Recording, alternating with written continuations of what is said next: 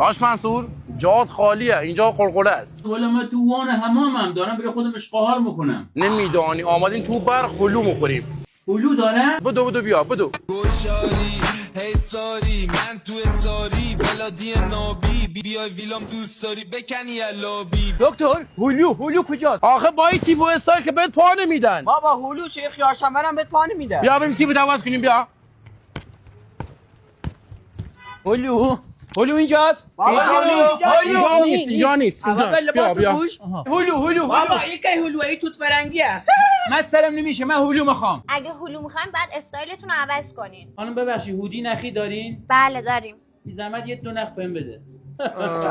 دختر روزی نیستم من رفاقمش پیشم نویس به من لطفا مالا 20 نه اگه ایرانی هم نباشه که ریسکم تر بسته همکار کل تیم خوب روی سم باشه ولی فاز تیم کوک فارسیم بخار جیم توپ هیته دیدم اوت کرده حالا جیم زود یا جا سازه همه هتل رو میدونم اسم تک تک مدل رو میدونم قنچه اکثر سیبیلا رو میگیرم خوشگله بده شیتیلا رو ببینم. او مای گاد، اینم از استایل. هلو منو بدین. هلو شما پیش رفیقاتونه. هلو دم دره. چشمات ببند. یارش دستاتو بیا جلو، چشماتو باز کن. اینم هلو درجه 1.